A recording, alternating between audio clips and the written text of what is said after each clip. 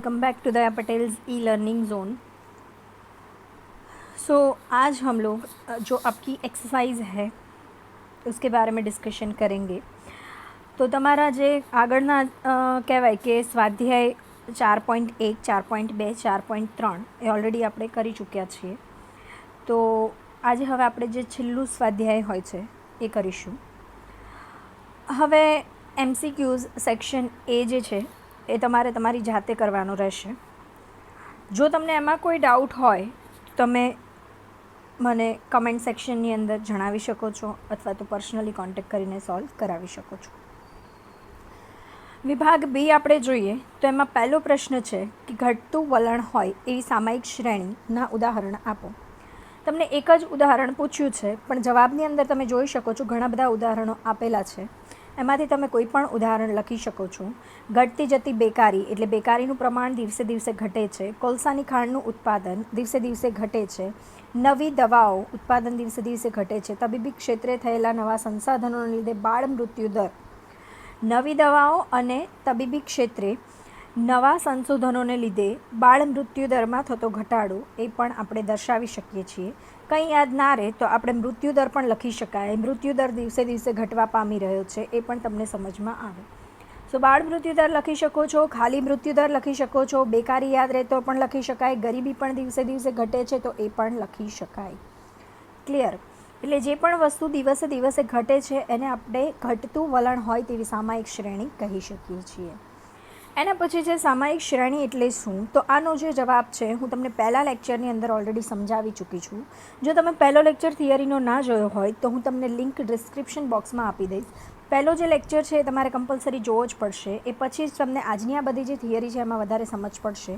અને બીજું કે આજની થિયરીમાં મોસ્ટલી હું તમને રેફરન્સ જ આપવાની છું કે આ પહેલાં લેક્ચરમાં સમજાવ્યું હતું, આ પહેલાં લેક્ચરમાં સમજાવ્યું હતું, એટલે પહેલો લેક્ચર તો તમારે કમ્પલસરી જોવો જ પડશે। સેકન્ડ ક્વેશ્ચન છે સામાયિક શ્રેણીના ઘટકોને લીધે ચલમાં અલ્પકાલીન વધઘટ થાય છે। કયા ઘટકોના લીધે?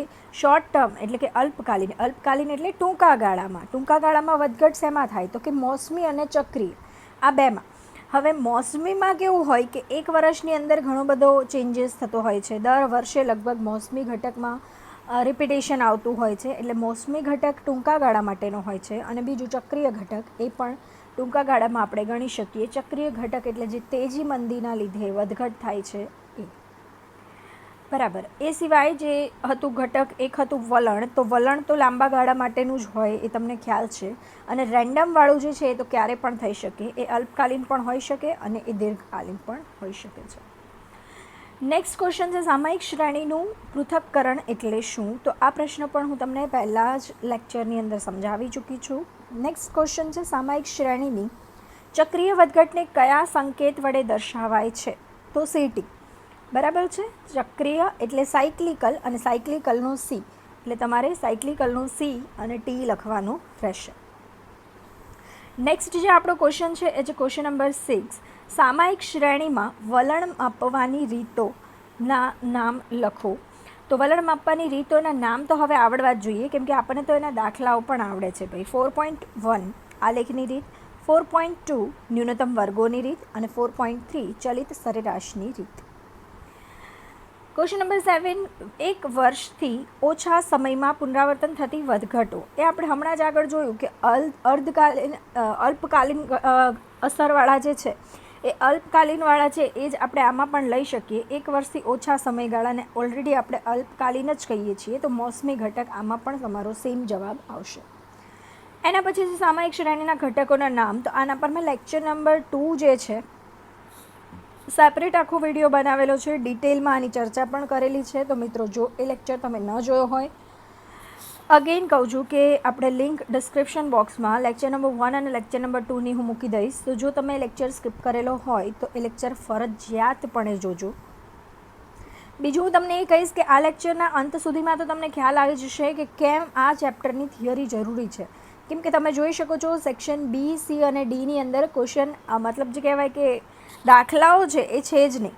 મતલબ કે આ ચેપ્ટરમાંથી તમને 1 માર્ક, 2 માર્ક અને 3 માર્કના જે સવાલો આવશે એ સવાલોમાં થિયરી આવવાના ચાન્સીસ મિત્રો સૌથી વધારે છે, બરાબર છે. એટલા માટે મેં ત્યારે પણ તમને કીધું હતું સ્ટાર્ટિંગમાં જ્યારે થિયરી ભણાવી ત્યારે પણ કે આ ચેપ્ટરની થિયરી ઇમ્પોર્ટન્ટ છે, તમારે કરવી જ પડશે. એટલે જો હજુ પણ ના કરી હોય, જનરલી કેવું છે કે ઘણા છોકરાઓને એવું છે કે આપણે થિયરીનો પોર્શન જે છે એ કાઢી નાખીએ, દાખલાઓ શરૂ થાય ત્યારે જોઈ લઈશું, પણ આમાં એ નહીં ચાલે, કેમ કે આમાં તો દાખલાઓ પૂછાવાની સંભાવના જ ઓછી છે. સંભાવનાથી યાદ આવ્યું મિત્રો, આપણે આના પછીનો એક જે ચેપ્ટર છે બાકી એ આપણે ગણીશું સૂચક આંક, અને એના પછીથી આપણે સંભાવના શરૂ કરીશું. ઓકે, તો નેક્સ્ટ જે છે ક્વેશ્ચન નંબર 9, વલણ શોધવા માટે ચલિત સરેરાશની રીત ક્યારે ઉપયોગી થાય છે? તો ટૂંકા ગાળાની વધઘટોની અસર દૂર કરીને વલણ નક્કી કરવા માટે ચલિત સરેરાશની ઉપયોગ થાય છે. જ્યારે પણ મેં ચલિત સરેરાશ ભણાવવાનું સ્ટાર્ટ કર્યું એ સમયે જ તમને કીધું હતું કે જ્યારે પણ વધઘટ વારંવાર હોય છે, ઉબડખાબડ હોય છે, ટૂંકા ગાળાની હોય છે, કોઈ ટ્રેન્ડ ખાસ બનતું નથી, કોઈ વલણ જોવા મળતું નથી, વધે છે કે ઘટે છે એક ધારું, એ સમયે તમે ચલિત સરેરાશનો ઉપયોગ કરી શકો છો. ક્વેશ્ચન નંબર 10, ચલ વાયની 7 સપ્તાહની માહિતી પરથી સુરેખ સમીકરણનું અન્વયન કરેલ તમને સુરેખ સમીકરણ આપેલું છે અને એમાં તમારે 8મા સપ્તાહની વાયની કિંમતનું અનુમાન કરવાનું છે. વેરી સિમ્પલ ઇઝી કે 8મું સપ્તાહ એટલે t બરાબર 8 મૂકી દો, જવાબ લાવી દો. બહુ જ ઇઝી છે, આમાં કંઈ જ કરવાની જરૂર છે નહીં. બરાબર, આપણે શું કર્યું છે તો કે જોઈ લો તમે, આપણે 8 અહીંયા મૂકી દીધા અને જવાબ લાવી દીધો. ક્લિયર? આમાં તમને લાઇનિંગની રીતે આપેલું છે, પણ આપણે જેમ દાખલો ગણીએ છીએ એ જ રીતે ગણીશું મિત્રો, તો ખાસ ધ્યાન રાખવું. એ 1 માર્કમાં પણ તમે જેવી રીતે દાખલો ગણતા હોય એ જ રીતનું પ્રેઝન્ટેશન આપશો તો પ્રેઝન્ટેશન નીટ એન્ડ ક્લીન લાગશે, જોવાવાળાને ગમશે અને માર્ક જવાની ચાન્સીસ ઘટી જશે. નેક્સ્ટ આપણે જોઈએ છીએ ફ્રેન્ડ્સ સેક્શન સી. સેક્શન સીનો ફર્સ્ટ ક્વેશ્ચન છે સામાયિક શ્રેણીનું યોગનીય મોડલ વર્ણવો. યોગનીય મોડલ એટલે શું? તો કે તમામ જે ઘટકો છે એનો યોગ કરવામાં આવે, એને સરવાળા તરીકે લખવામાં આવે તો તેને શ્રેણીનું યોગનીય મોડલ કહે છે. જે પણ નીચે પ્રમાણે દર્શાવાય છે, એટલે કે YT is equals to TT ST CT RT. પહેલાં લેક્ચરની અંદર આ વસ્તુની પણ મેં ચર્ચા કરેલી છે. એના પછી છે ચક્રીય ઘટક એટલે શું? ચક્રીય ઘટક એ શું એના વિશે પણ મેં ડિટેલમાં સેકન્ડ લેક્ચરની અંદર તમામ ઘટકો સમજાવેલા છે, તો એની સાથે આ પણ સમજાવેલ છે. સો અત્યારે એના પર હું ટાઈમ વેસ્ટ નથી કરતી, આપણે નેક્સ્ટ ક્વેશ્ચન પર મૂવ કરીએ. Question number 3. Question number 3 most important ગણી શકાય છે. મોસમી ઘટક એ ચક્રીય વધઘટથી કઈ રીતે જુદો પડે છે? હવે જો મેં તમને જ્યારે પણ સેકન્ડ લેક્ચરની અંદર 4 ઘટકો ભણાવ્યા એ સમયે એને આપણે એક કહેવાય કે તફાવતના ફોર્મમાં જ ભણાવ્યા હતા. તમને યાદ હશે કે મેં હોરિઝોન્ટલી 4 લખ્યા હતા, 4 વચ્ચેનો તફાવત કઈ રીતનો છે એ મેં તમને જણાવ્યો હતો. બરાબર છે. છતાં પણ એમાં એક્ઝેક્ટલી તફાવત કઈ રીતે લખો એ ખ્યાલ ના આવી શકતો હોય તો તમે આ જે સ્ક્રીન અત્યારે દેખાય છે એનો સ્ક્રીનશોટ લઈ શકો છો. સ્ક્રીનશોટ લઈને તમે તમારા ચોપડાની અંદર આ પ્રશ્નનો જવાબ લખી શકો છો. બાકી પ્રશ્નમાં કંઈ આગળ ઉપર ડિટેલ છે નહીં, ડિટેલમાં એ જ જે અર્થ છે નિયમિતતા છે. તો નિયમિતતામાં એવું છે કે મોસમી ઘટક જે છે એ નિયમિત જ હોય છે ને ચક્રીય છે એ મોસમીની સરખામણીમાં એટલી નિયમિતતા એમાં હોય નહીં. તેજી મંદી જે છે એનો સમયગાળો કંઈ ફિક્સ હોતો નથી, તો ગમે ત્યારે આવે ને ગમે ત્યારે જાય. ભાઈ આજે મંદી હોય તો કાલે તેજી આવવાની, પરમદી પાછી મંદી હોય, સમજ આવી? એટલે એમાં કંઈ નિયમિતતા જોવા મળતી નથી. આવર્તનનો ગાળો જે છે એટલે કે કેટલા સમયે એ રિપીટ થાય છે, પુનરાવર્તન ક્યારે થાય છે? તો મોસમી તો ખબર છે કે 1 વર્ષની અંદર પાછું જ આવવાનું છે. દિવાળી હોય કે ઉત્તરાયણ હોય કે તમારે નવા કપડાં લેવાનો સમયગાળો હોય કે રાખડી રક્ષાબંધન હોય કે ફ્રેન્ડશિપ બેલ્ટ હોય, બરાબર છે, તો એ બધું જ મોસમી ઘટક કહેવાય છે અને એ 1 વર્ષના સમયગાળામાં પાછું રિપીટ થાય જ છે. જ્યારે ચક્રીય આવર્તનનો ગાળો છે એ 2 થી 10 વર્ષ સુધીનો હોઈ શકે છે. જરૂર નથી કે મંદી 6 મહિનામાં જતી જ રહી અથવા તેજી આવી છે તો એ 6 મહિનામાં જતી જ રહી. ડિપેન્ડ કરે છે કંઈક ઇકોનોમિકલ એવી ઘટના બને કે જેના લીધે તેજી કે મંદીનો ફેરફાર આવે છે, તો એ ઇકોનોમિકલ ઘટના જે છે એ 2 થી 10 વર્ષમાં બનતી હોય છે. અમુક વિશિષ્ટ સંજોગોમાં એ 10 થી 15 વર્ષ પણ હોય છે. અચ્છા મિત્રો, એક વસ્તુ બીજી કે આ જે આવર્તનનો સમયગાળો છે એ આવર્તનનો સમયગાળો 1 માર્કની અંદર પણ તમને અલગથી પૂછી શકે છે કે મોસમી ઘટકનો આવર્તનનો ગાળો શું છે, ચક્રીય ઘટકનો આવર્તનનો ગાળો શું છે, અને એમાં ખાસ કરીને ચક્રીય ઘટકનો આવર્તનનો ગાળો જે છે એ ઇમ્પોર્ટન્ટ છે. બરાબર છે, એટલે 1 માર્ક માટે તમે IMP એને નોટ કરી શકો છો. રેડી? આ મેં ટિક કરેલું છે એ તમારે IMP લખી દેવાનું છે. ઓકે, નેક્સ્ટ છે પોઈન્ટ નંબર 4. મોસમી ઘટકને સંકેતમાં એસટી વડે દર્શાવાય, સીટી વડે દર્શાવાય, એમાં કંઈ જ નવીન નથી. ગણતરી જે છે મોસમીની સરળ છે, જ્યારે ચક્રીય ઘટકની જે રીત છે એ થોડી ગહન અને અટપટી હોય છે, ઇકોનોમિકલ લેવલની વાત હોય છે એટલા માટે. ઉદાહરણ તમે કંઈ પણ તમારી રીતે લખી શકો છો, આમાં જે છે એ પણ લખી શકો છો, તમારી જાતે પણ તમે વિકસાવી શકો છો. જ્યારે પણ મેં લેક્ચર નંબર 2માં આ બધું ચલાવ્યું એ સમયે ઘણા બધા ઉદાહરણો આપેલા હતા. બરાબર છે. ચલો ત્યારે નેક્સ્ટ ક્વેશ્ચન જોઈએ મિત્રો. નેક્સ્ટ ક્વેશ્ચન છે અનિયમિત ઘટકો સમજાવો. હવે તમે સમજી ગયા છો કે હું નહીં સમજાવું. કારણ છે એનું કે ઓલરેડી સમજાવી ચૂકી છું. સમજાવેલી વસ્તુ અત્યારે યુટ્યુબમાં બીજી વાર સમજાવવાની જરૂર નથી. આલેખની રીતની મર્યાદા. મિત્રો આ બહુ મોસ્ટ ઇમ્પોર્ટન્ટ છે. આલેખની રીતની મર્યાદા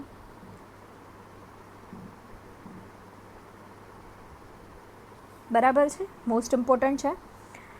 આલેખની રીતની મર્યાદામાં એવું કહેવામાં આવે છે કે તમને સામાયિક શ્રેણીની વલણ સચોટ મળતું નથી અને આ એક ગાણિતિક પદ્ધતિ નથી, માટે તમે અનુમાનિત કિંમત જે છે એ વિશ્વસનીય રહેતી નથી. હવે તમે આવી જ મર્યાદાઓ આલેખની ક્યાં જોઈતી ભાઈ? આગળના ચેપ્ટરમાં. બરાબર છે. ચેપ્ટર નંબર 2 અને ચેપ્ટર નંબર 3 બંનેમાં આલેખની મર્યાદા આ જ હતી, સિમ્પલ, કે તમે કોઈ એક ચોક્કસ અનુમાન મેળવી શકતા નથી અને એની વિશ્વસનીયતા પણ વધારે હોતી નથી, કેમ કે ચોક્કસ નથી, સચોટ નથી એટલા માટે. બરાબર, સિમ્પલ. પણ ત્યાં આપણે ખાલી અનુમાનિત લખ્યું હતું.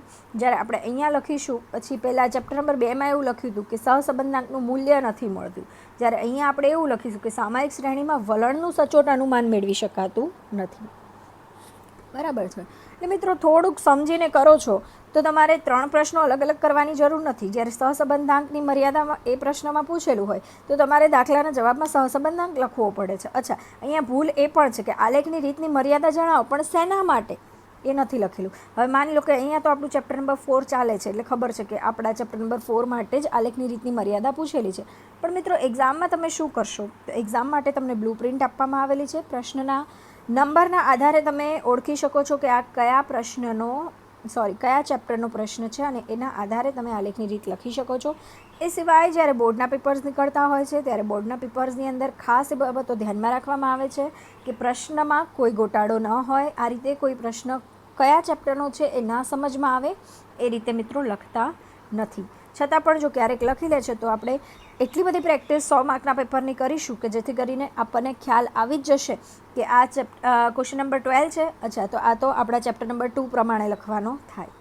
ક્વેશ્ચન નંબર 14 છે, ઓકે, તો આ તો આપણે ચેપ્ટર નંબર 4ના અકોર્ડિંગ લખવાનો થાય. એટલે આલેખની રીતની મર્યાદા દરેક ચેપ્ટરની હોય છે, પણ તમને કયા પ્રશ્ન નંબરમાં પૂછેલ છે એના આધારે તમારે જવાબ લખવાનો રહેશે. નેક્સ્ટ છે ચલિત સરેરાશ સમજાવો. હા, તે સમજાવી દઈએ. ચલિત સરેરાશ આપણે ઓલરેડી લેક્ચરની શરૂઆતમાં પણ જ્યારે શરૂઆત કરી હતી ચલિત સરેરાશના સમ્સની એ સમયે કરેલી હતી, છતાં પણ થોડુંક ટૂંકમાં સમજી લઈએ. તો કે સામાયિક શ્રેણીમાં આપેલ સરેરાશના સમયગાળાને અનુરૂપ ચલની કિંમતો સરેરાશને ચલિત સરેરાશ કહેવામાં આવે છે. ટૂંકા ગાળાની વધઘટની અસરો હોય, જે પહેલું વાક્ય છે એ તમે નહીં લખો તો ચાલશે, થોડું અટપટું છે, ચાલશે નહીં લખો તો. ટૂંકા ગાળાની વધઘટોની અસર દૂર કરવા માટે વલણ નક્કી કરવામાં આવે છે અને એને ચલિત સરેરાશ કહેવાય એવું પણ તમે લખી શકો છો. ચલિત સરેરાશ શોધવા માટે શું કરવાનું? તો કે બસ એ તો જો આપણી પ્રોસેસ જે છે દાખલાની એ જ આપણે લખવાની છે કે જો 3 વર્ષીય હોય તો અનુક્રમે આવતા 3 ચલની કિંમતોનો સરવાળો કરીને ભાગ્યા 3 કરવાનું છે, તો એને આપણે ચલિત કરીશું. એના પછી પ્રથમ જે અવલોકન છે એને છોડી દેવાનું છે અને બીજું, ત્રીજું અને ચોથું અવલોકન લેવાનું છે. એટલે જો y2, y3, y4 અને એને divide by 3 and so on. નેક્સ્ટમાં આપણે y3, y4, y3 લઈશું. વધારે ટાઈમ હોય તો એ પણ લખી શકાય કે એના પછી આપણે y3, y4 અને y5નો સરવાળો કરીને એને ભાગ્યા 3 કરીશું અને ચલિત સરેરાશ મળશું. તો આ જે આપણે કર્યું એ કર્યું આપણે 3 વર્ષીય ચલિત સરેરાશ. બરાબર છે. એના પછી નેક્સ્ટ જે છે એ છે 7 નંબરનો ક્વેશ્ચન, સામાયિક શ્રેણીની વ્યાખ્યા. મિત્રો નહીં સમજાવું, ઓલરેડી સમજાવી ચૂકી છું. ક્વેશ્ચન નંબર 8, વલણ માપવાની ચલિત સરેરાશની રીતના ગુણ. ઓકે, તો ગુણની અંદર ઓલમોસ્ટ એક જ વસ્તુ આવશે કે આની જે કેલ્ક્યુલેશન છે એ કેવી છે, એકદમ ગણતરી ઇઝી છે, એ જ એનો ફાયદો છે. બાકી આના ગેરફાયદામાં એવું થાય કે ચલિત સરેરાશથી તમને ઇન્ટરપ્રિટેશન કરવું બહુ અઘરું પડે છે. હા, ગણતરી સરળ છે, તમે દાખલાઓ જોયા, સરળ છે, ઇઝીલી આપણે કરી શકીએ છીએ, પરંતુ હવે એનો મતલબ શું થાય? જવાબમાં 68 આવ્યા તો એ 68નો મતલબ શું થાય, એના પછીના જવાબમાં 69 આવ્યા તો એનો મતલબ શું થાય, એ આપણને સમજાતું નથી. એટલે એ આપણે મર્યાદામાં જોઈશું પાછું, એ અહીંયા નહીં લખીએ. આમાં પહેલું તમને આપેલું છે કે આનાથી એક ચોક્કસ વલણ મેળવી શકાય છે. બીજું કે સહેલી ગણતરી છે. ત્રીજું કે વલણ શોધવા માટેની આ ચલાયમાન પદ્ધતિ છે, એટલે કે એમાં કોઈ પણ કિંમત ઉમેરવામાં આવે કે ઘટાડવામાં આવે તો પણ આખી પદ્ધતિથી ફરીથી કરવી પડતી નથી. સરેરાશનો ઉપયોગ થવાથી ચલની મોટાભાગની જે અનિયમિતતાઓ છે એ આપણે દૂર થઈ જાય છે. કેમ કે જનરલી કેવું છે કે જેટલો ડેટા આપેલો છે 10 વર્ષનો, તો 10 વર્ષનો ડેટા આખો લઈને એના ઉપરથી જવાબ ગણીએ તો એમાં વચ્ચે નાની મોટી કંઈક અનિયમિતતાઓ હોય તો એ બધી આપણે ધ્યાનમાં લઈ શકતા નથી. જ્યારે આ જે ચલિત સરેરાશ છે તો એમાં તો Y1, Y2 અને Y3 છે. માની લો Y3ની અંદર ક્યાંક લોચા છે તો Y3 જેટલામાં આવશે, જેટલી સરેરાશમાં એટલામાં જ લોચો આવશે. દરેક સરેરાશની અંદર આપણે Y3 લેવાના નથી, તો એના લીધે જે કહેવાય અનિયમિતતા છે એને આપણે દૂર કરી શકીએ છીએ. એના પછી જે છે નેક્સ્ટ એ છે ચક્રીય ગાળા સાથે સરેરાશનો ગાળો સામે હોય ત્યારે ચક્રીય વધઘટ આપોઆપ દૂર થાય છે. એનું કારણ એનું એ જ છે, મેં જે હમણાં તમને સમજાવ્યું કે એકમાં કંઈક ગડબડ છે તો એને આપણે વારંવાર તો યુઝ કરવાના નથી. જેટલી વાર એને સરવાળામાં યુઝ કર્યો એટલા સમય માટે જ આપણને ખોટું જે છે એ પરિણામ મળશે, બાકીના સમય માટે આપણને સાચું પરિણામ મળશે.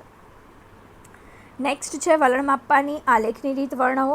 હવે આલેખની રીતની અંદર વર્ણવાનું કશું જ નથી ભાઈ. એમાં જેમ તમે આલેખની રીત કરો છો કે એક્સ અક્ષિસ ઉપર આપણે ટી લખી દઈએ છીએ, વાય અક્ષિસ ઉપર વાય ટી લખી દઈએ છીએ, બંને બિંદુઓને જોડીએ છીએ, જોડીને એક ઓરિજિનલ શ્રેણી બનાવીએ છીએ, મૂળ શ્રેણી, અને એના પછી એમાંથી એક કર્વ પાસ થતો હોય, એક વક્ર પાસ થતો હોય, એ રીતે દોરીએ છીએ અને એને આપણે શું કહીએ છીએ, સામાયિક શ્રેણી. રાઈટ. એટલે જે પણ આપણે આલેખની રીતમાં કર્યું હતું એ જ વસ્તુ તમારે લખવાનું છે. પૂછી શકે છે તમને ન્યૂનતમ વર્ગોની રીત પણ પૂછી શકે છે, તમને આલેખની રીત પણ પૂછી શકે છે, અને ચલિત સરેરાશની રીત પણ પૂછી શકે છે. 3 રીતના દાખલાઓ આવડતા હોય તો આઈ થિંક 3 રીતને વર્ણવવી બહુ જ ઇઝી પડે છે. હવે આપણે જોઈએ સેક્શન ડી. તો સેક્શન ડીની અંદર પહેલું છે સામાયિક શ્રેણીનું મહત્ત્વ સમજાવો. મિત્રો એ તમે તમારી રીતે વાંચશો એટલે ઓટોમેટિક તમને ખબર પડી જશે કે આપણે દાખલાઓ જે પણ ગણ્યા છે તો એ દાખલાઓ એ જ રીતે હતા જેના આધારે તમને સમજ આવશે કે હા આ વસ્તુ અહીંયા ઉપયોગી છે, આ વસ્તુ અહીંયા ઉપયોગી છે. દાખલા તરીકે આપણે જન્મદર, મૃત્યુદર, ગરીબી, બેકારી, કોઈ ઇન્ડસ્ટ્રીઝનું પ્રોડક્શન, કોઈ વેચાણ, એ બધી વસ્તુઓને માપવા માટે આપણે શું કરીએ છીએ, સામાયિક શ્રેણીનો ઉપયોગ કરીએ છીએ. જે મેઇન સામાયિક શ્રેણીનો ઉપયોગ છે મિત્રો એ છે કે ભવિષ્યમાં જે વસ્તુ આવશે એનું પૂર્વાનુમાન કરવું હોય તો એના માટે આપણે સામાયિક શ્રેણીનો ઉપયોગ કરીએ છીએ. પછી મે બી એનો ઉપયોગ સરકાર પણ કરતી હોય, મે બી એનો ઉપયોગ કોઈ વ્યાપારી પેઢીઓ, કોઈ ઉદ્યોગિક ગૃહો પણ કરતા હોય, સરકારી તંત્રો પણ કરતા હોય, બરાબર. એટલે દરેક વ્યક્તિ પોતાની જરૂરિયાત અનુસાર એનો ઉપયોગ કરતી હોય છે.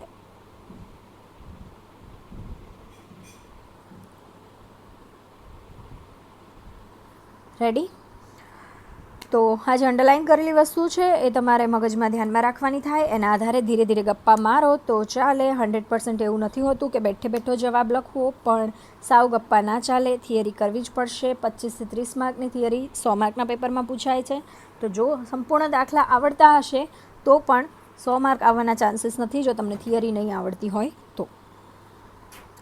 નેક્સ્ટ છે સામાયિક શ્રેણીના પૃથક્કરણના ઉપયોગ જણાવો. તો સામાયિક શ્રેણીના પૃથક્કરણના ઉપયોગો જે છે એ ઉપરનો જવાબ છે એના એ જ તમે લખી શકો છો. કંઈ જ નવું નથી, બધું સરખું જ છે. જો ભૂતકાળની પરિસ્થિતિ જાણીને એના પરથી ચલનનો પ્રકાર, દિશા, માપ વગેરે મેળવી શકાય છે.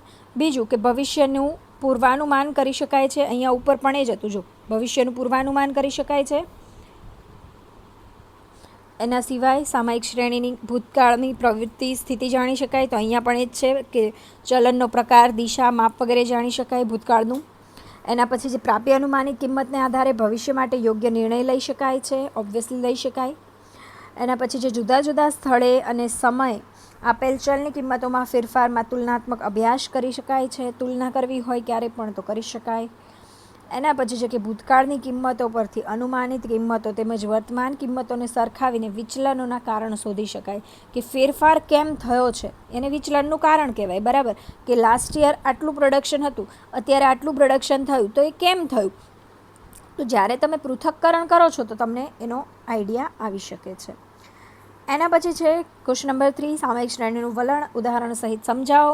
વલણ એટલે મેં તમને જે આપણા લેક્ચર નંબર 2ની અંદર પહેલું ઘટક સમજાવ્યું હતું, આ એ છે સામયિક શ્રેણીનું વલણ એટલે દીર્ઘકાલીન વધઘટ કે વલણ. બરાબર, એ આપણે પહેલું જે ઘટક સમજ્યા હતા એ છે, એ તમે તમારી રીતે લખી દેજો. મોસમી ઘટક મિત્રો એ પણ હું સમજાવી ચૂકી છું. આનો પ્રશ્નનો જવાબ જે છે અહીંયા અધૂરો છે. આગળ કુદરતી પરિબળ હશે અને બીજું માનવ સર્જિત પરિબળો આવે છે, પણ કદાચ આમાં મેં સંકળેલું નથી. એના પછી છે ક્વેશ્ચન નંબર 5, તો એમાં તમને ન્યૂનતમ વર્ગોની રીતે માહિતી પરથી સુરેખ સમીકરણનું અન્વયોજન કરવાની રીત.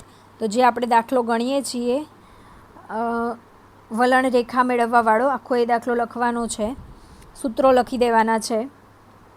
બરાબર છે, તો ઇઝી છે, એમાં કંઈ નવી વસ્તુ બહુ છે નહીં, તમે ઇઝીલી કરી શકો છો. સૂત્રો બધા જ લખી દેવાના અને થોડું ઘણું શાબ્દિક એનું વર્ણન પણ કરી દેવાનું. એના પછી છે ન્યૂનતમ વર્ગોની રીતના ગુણ અને મર્યાદા. તો ન્યૂનતમ વર્ગોની રીત, એના ગુણમાં એ આવે કે આપણે જે પણ પૂર્વાનુમાન કરીએ છીએ એ બહુ જ સચોટ હોય છે, ચોક્કસ અનુમાન લગાડી શકીએ છીએ. બીજું કે એના જે અનુમાનો છે એ વ્યક્તિએ અલગ અલગ નથી આવતા. આપણે આપણા મનથી અનુમાન લગાવીએ તો મારા મને કંઈક અલગ અનુમાન હોય, તમારા મને અલગ હોય. બરાબર છે, પણ જ્યારે ન્યૂનતમ વર્ગોની રીતનો ઉપયોગ કરીને ભવિષ્યનું અનુમાન કરીએ તો જવાબ મારાથી પણ સરખો જ આવવાનો છે ને તમારાથી પણ સરખો જ આવવાનો છે. એટલે એનો મતલબ એમ થાય કે વ્યક્તિને સાપેક્ષ બદલાતા નથી. બરાબર છે, બહુ ઇઝી છે, કશું છે નહીં થિયરીમાં એટલું ખાસ. પણ હા, આ બધી વસ્તુ તમે લખીને રાખો ચોપડામાં તો વધારે સારું રહેશે. એન્ડ ટાઈમે બધું ભાગવા બેસશો કે શું મોઢે કરવું શું નહીં, કશી ખબર નથી પડતી. મિત્રો અત્યારે બહુ જ ટાઈમ છે, તો જો બની શકે તો આ લેક્ચર આવશે, પૂરો થશે ને એના પછી ઘણા બધાના તમારા પ્રશ્નો આવશે કે મેમ આ લખવાનું છે ચોપડામાં. તો જો હું તમને કમ્પલસરી નહીં કહું કે લખવાનું છે, પણ તમને લાગતું હોય કે હા અત્યારે આપણે મોઢે કરીને આને લખી દઈએ, એનાથી પાછળ આપણું કામ ઘટી જશે, તો તમે ચોક્કસથી તમારા ચોપડાની અંદર આ વસ્તુ લખજો, ફરજિયાત નથી. એના પછી જે છે એ છે તમારી મર્યાદાઓ. અને મર્યાદાઓમાં એક વસ્તુ છે કે ગણતરી અઘરી છે. બરાબર, બધા લોકોને કંઈ સામયિક શ્રેણીના દાખલા આવડતા જ હોય એવું જરૂરી નથી. બીજું કે જો વલણ દર્શાવવા માટે વક્ર યોગ્ય સ્વરૂપ હોય તો પછી આમાં જે અન્વયોજન કરીએ છીએ એ વિશ્વસનીય થતી નથી. જ્યારે વક્ર તમારું જે છે એ વધારે વિશ્વસનીય હોય તો આ જે અન્વયોજન કરેલી જે રેખા છે, વલણ રેખા, એ વધારે વિશ્વસનીય હોતી નથી. તો એ એનો મર્યાદા છે. બીજું જે છે કે વલણ શોધવાની ચલિત સરેરાશની રીત વર્ણવો. મિત્રો આપણે આગળ હમણાં જ આ કર્યું ત્યારે Y1, Y2, Y3 વાળું સમજાવ્યું હતું અને પછી જો હવે આ પ્રથમ 4 વર્ષીય પણ આપણે સમજાવેલું છે. એટલે માની લો કે તમને 2 માર્કમાં પૂછાય છે તો તમે 3 વર્ષ ચલીય સરેરાશ જે છે એ જ ખાલી ઓલી સમજાવવાની. પણ માની લો કે 3 માર્કમાં પૂછાય તો વધારે લખવા માટે છેલ્લે આમાં જો 4 વર્ષની ચલિત સરેરાશ જે છે ને એને પણ સમજાવેલી છે. બરાબર છે, અહીંયા સુધી આ જે છે આખો જવાબ છે તમારો. તો હા, તમારે ગુણના આધારે એક જ પ્રશ્નનો જવાબ અલગ અલગ લખવાનો થાય. મિત્રો સેક્શન સીની અંદર પણ સેમ ક્વેશ્ચન છે, સેક્શન ડીની અંદર પણ સેમ ક્વેશ્ચન છે, પણ બંનેના જવાબમાં થોડી ઘણી વધારો ઘટાડો થશે. એના પછી છે ચલિત સરેરાશની રીતના મર્યાદા. તો જ્યારે આપણે ગુણની ચર્ચા કરી એ જ સમયે મેં મર્યાદાનું ચર્ચા પણ કરી હતી. બરાબર છે, ચલિત સરેરાશના ગુણ એવા હતા કે એની કેલ્ક્યુલેશન બહુ ઇઝી છે. એમાં જે પણ કંઈ વધઘટ છે તો એ 1-2 વર્ષ માટે જ આપણે આગળ લઈ જઈએ એટલે એને દૂર કરી શકાય છે. અનિયમિતતા છે તો એને પણ દૂર કરી શકાય છે. એ બધા એના ગુણ હતા. હવે મર્યાદાઓ જોઈ લઈએ કે જો ચલિત સરેરાશનો ગાળો યોગ્ય રીતે પસંદ કરવામાં ન આવે તો યોગ્ય વલણ મળતું નથી. બીજું એ કે ગણતરી સરળ ઘણી છે મિત્રો, પણ એ તમે 3 વર્ષ માટે, 4 વર્ષ માટે અને 5 વર્ષ માટે સુધી જ લઈ શકો છો. હવે 6 વર્ષ, 8 વર્ષ, 10 વર્ષ, 12 વર્ષનું અનુમાન લગાડવા જાઓ ચલિત સરેરાશની રીતે તો તમે ઊંધા પડી જાઓ કેલ્ક્યુલેશન કરીને. સમજ પડે છે ને? જ્યારે 4 વર્ષમાં એ તમને ખબર છે કે આપણે કેટલી બધી ગણતરી કરવી પડે છે, કેટલું બધું કેલ્સી હાથમાં લઈને ચલાવવું પડે છે, ત્યારે જઈને આપણો જવાબ આવે છે. તો એ એની એક જાતની શું છે કે રીત છે કે જ્યારે તમારે ટૂંકા ગાળા માટે કરવું હોય તો એ અનુકૂળ છે, પણ માની લો કે લાંબા ગાળાની ચલિત સરેરાશ લેવામાં આવે તો એનાથી આપણને પ્રોપર જે સોલ્યુશન મળવું જોઈએ એવું મળતું નથી. તો કે લાંબા ગાળાની ચલિત સરેરાશ લેવામાં આવે તો વલણના વક્રીય ભાગનું વિલોપન થાય છે. એટલે કે વચ્ચે અમુક વધઘટ થતી હોય એ બધાને આપણે જે દૂર કરવાનું હોય એ દૂર થઈ શકતું નથી. બરાબર છે? એટલે વધઘટને લીધે એ વક્રીય ભાગનું શું થઈ જાય? વિલોપન. મિત્રો આગળ ક્વેશ્ચન નંબર 9 જે છે એ આખો આ રીતે છે. ક્વેશ્ચન નંબર 9 તમારે આલેખની રીતે વલણ શોધવાનું છે. એ હું તમને સોલ્વ કરાવતી નથી, ખાલી તમે જોઈ લો કે કઈ રીતનું આવે છે. બરાબર છે? તમારે આલેખમાં એ જાતે સોલ્વ કરવાનું રહેશે. બરાબર? આલેખ પેપર ઉપર તમારે આ દાખલો જે છે દાખલા નંબર 9 એ સોલ્વ કરવાનો રહેશે. એના પછી જે છે એ છે, અચ્છા જો અહીંયા છે ને આ ભૂલ છે, તમે ના કરતા. અહીંયા આ જે છે સ્પ્રિંગ એ નહીં આવે. બરાબર? કેમ કે ત્યાં સ્પ્રિંગની જરૂર છે જ નહીં. 0 પછી ડાયરેક્ટ 1 2 3 જ લીધા છે, એટલે ત્યાં સ્પ્રિંગ નહીં બેસાડવાની થાય. ઉપરની જે છે વાય અક્ષ અને spring A as it is તમે રાખજો. ચલો, વલણ પછી વલણ રેખા પણ લખી શકાય. બરાબર? ચલો ત્યારે આગળ વધીએ. એના પછી ક્વેશ્ચન નંબર 10.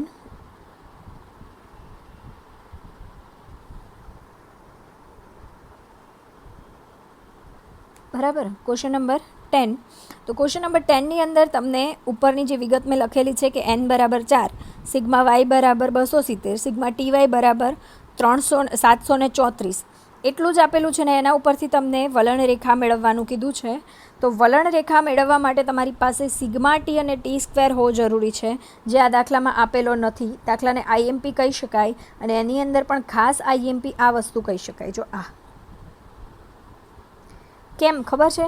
તો કે અહીંયા લોકોનું દિમાગ ચાલતું નથી કે દાખલામાં તો ટી નથી આપેલો, ટી બાર નથી આપેલો, સિગ્મા ટી સ્ક્વેર નથી આપેલું, તો શું કરવાનું? પણ મિત્રો જો આ n બરાબર 4 આપેલા છે, એનો મતલબ તમારે ટી બરાબર 1 2 3 4નું ટોટલ લેવાનું, ટી સ્ક્વેર બરાબર 1 2 3 4ના સ્ક્વેરનું ટોટલ લેવાનું, અને એના પછી તો તમારો દાખલો સદંતર ઇઝી થઈ જાય છે. આગળની જે કેલ્ક્યુલેશન છે એ તો તમને ખ્યાલ જ છે. બીના સૂત્ર પ્રમાણે તમારે જે પણ જરૂર પડે છે એ બધું જ તમારે આમાં મૂકી દેવાનું છે, અને બી મળી જાય એના પછી એ શોધી લેવાનો છે. વાય બાર અને ટી બાર જે છે એ સિગ્મા ટી અને સિગ્મા વાય ઉપરથી શોધેલો છે. ટી બાર બરાબર તમને ખબર છે સિગ્મા ટી ભાગ્યા એન, જ્યારે વાય બાર બરાબર સિગ્મા વાય ભાગ્યા એન. રેડી? તો આ બંને સૂત્રોના મદદથી તમે વાય બાર અને ટી બાર શોધીને અહીંયા મૂકી શકો છો, અને લાસ્ટલી તમારી વાય કેપનો જવાબ મળી જાય તો એને ડબ્બામાં ભરી દો, એટલે તમારો અહીંયા થાય સેક્શન નંબર ડી પૂરો. એના પછી હવે આપણે જે છે એ નેક્સ્ટ ક્વેશ્ચનની શરૂઆત જે છે, અચ્છા હજુ એક દાખલો રહી ગયો છે ચલિત સરેરાશની રીતે. તો એ તો બહુ ઇઝી છે, જે કંઈ હોતું નથી. આપણે મેં તમને રીત શીખવાડેલી જ છે, એ જ પ્રમાણે તમારે કરવાનું છે. છતાં પણ જવાબની ચર્ચા માટે અહીંયા મેં તમને એક દાખલો ગણેલો તૈયાર આપી દીધેલો છે. તમારે જાતે જ ગણવાનો છે, આમાંથી ઉતારા મારવાના નથી. ઓકે મિત્રો, તો આજના લેક્ચર પૂરતું આટલું રાખીએ છીએ. નેક્સ્ટ લેક્ચરની અંદર સેક્શન ઈ અને એફના જે દાખલાઓ છે એ આપણે જોઈ લઈશું. Okay, thanks for watching. જય હિન્દ, જય ભારત.